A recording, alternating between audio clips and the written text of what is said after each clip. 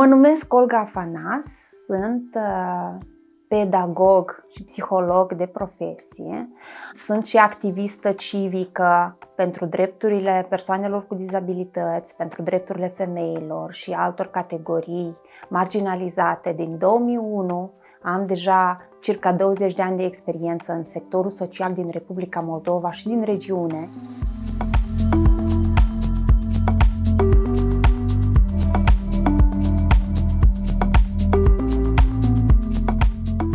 Mă simt fericită că pot îmbina viața profesională, viața de afaceri cu activitatea civică și faptul că am ales să fac antreprenoriat, să lucrez la propria afacere, îmi permite acest lucru.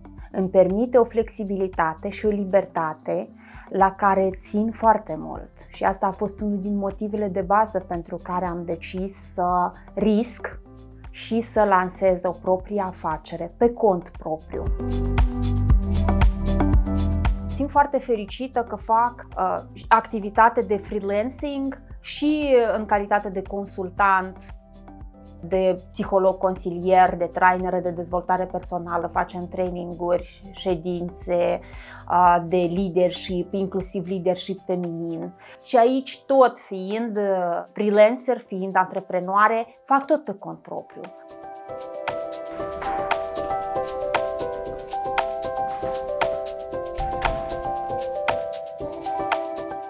Cu Olga colaborăm, eu fiind contabilă în firma care o administrează.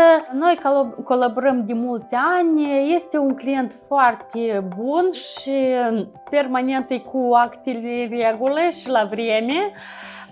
Lucrăm de la distanță. Avem unele edificii, unele clădiri, foarte multe încă, vechi, arhitectural, și ele nu sunt deloc adaptate necesităților speciale.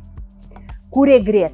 Deci impune un anumit efort, inclusiv fizic.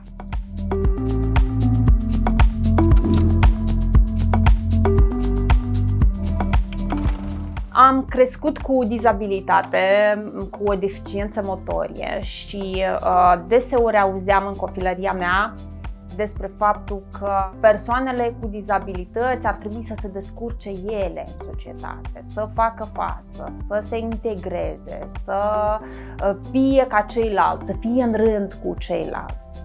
Femeile cu dizabilități, în general persoanele cu dizabilități în Republica Moldova, demonstrează faptul că ele nu doar se integrează și se afirmă și își găsesc locul și aduc plus valoare societății. Ele oferă resurse foarte valoroase, cunoștințe și foarte multe lucruri, foarte multă valoare întregii societăți. Și aici vreau să exemplific prin activitatea mea de formator, trainer, facilitatoare în cadrul trainingurilor de dezvoltare personală. Noi facem traininguri pentru participarea civică și politică, liderism feminin, diferite teme psihologice, dezvoltare personală, atingerea propriului potențial, în grupuri diferite, în grupuri de femei cu nevoi speciale, în grupuri de femei unde nu avem nevoi speciale și în grupuri mixte. Este o fascinație deosebită atunci când poți să alegi proiectele la care să lucrezi, oamenii cu care să cooperezi, inițiativele pe care să le susții. Mă simt extrem de onorată să lucrez cu colegii și colegele mele, oameni extraordinari, atât din sectorul social cât și din sectorul de afaceri. Este o comunitate de personalități extraordinare cu care cooperăm foarte mult, ne susținem reciproc și mă bucur foarte mult că în Moldova astăzi ia amploare antreprenoriatul social. Este într-adevăr o soluție pentru societatea noastră, este o soluție pentru persoanele cu dizabilități, pentru tineri și tinere, femei și bărbați, care își găsesc foarte bine locul în acest mediu, unde noi oferim cele mai bune soluții pentru societate în diverse domenii.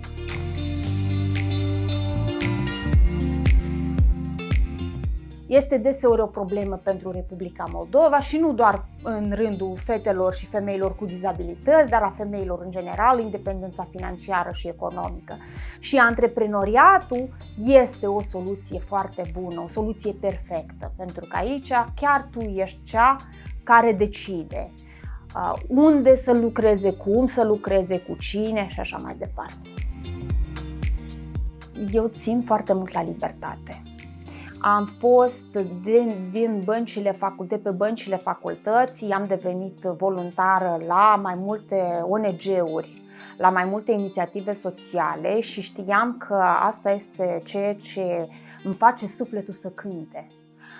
Mă face sufletul să fie fericit, să trăiască împlinit. Provocări au fost mult mai puține decât inspirații, dar au fost. Atunci când am deschis eu afacerea, era necesar capitalul social cu care m-a susținut tatăl meu, pentru că eu eram abia la început de carieră și atunci, nu aveam foarte multe resurse financiare și familia mea m-a susținut. Și veniturile care au început să vină în momentul când am început activitatea de afaceri erau practic la fel ca și cele salariale. Deci nu era vorba de niște câștiguri impresionante. În schimb, câștigam foarte mult în sens de flexibilitate, în sens de libertate, în sens de împlinire și aceste lucruri sunt absolut fără preț. Deși avem inițiative în societate care facilitează și susțin angajarea persoanelor cu dizabilități și femeilor cu dizabilități, dar totuși rata de angajare este una destul de scăzută, mediul nu este adaptat, sunt destul de multe provocări în acest sens. Și antreprenoriatul în diverse sfere pentru persoanele cu dizabilități este o găselniță. Și statul ar trebui să se implice mai mult, ar trebui să susțină mai mult antreprenorii, toți antreprenorii, antreprenoarele femei și antreprenoarele femei cu dizabilități, în primul rând prin facilități fiscale, părerea mea, pentru că nivelul impozitelor astăzi pentru micul business este mare.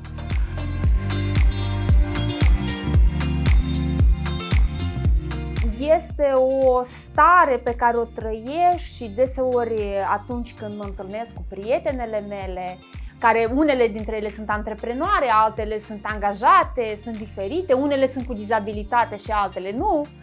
Când mă întâlnesc cu ele, deseori le împărtășesc starea mea și le spun că datorită faptului că am decis să fiu antreprenoare, sunt fericită.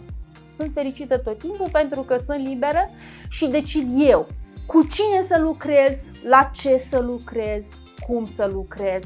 Dacă vă doriți să decideți voi propriul program, dacă vă doriți să fiți voi cei care luați decizia cu privire la cum și în ce mod să vă folosiți talentele, atunci antreprenoriatul este pentru voi.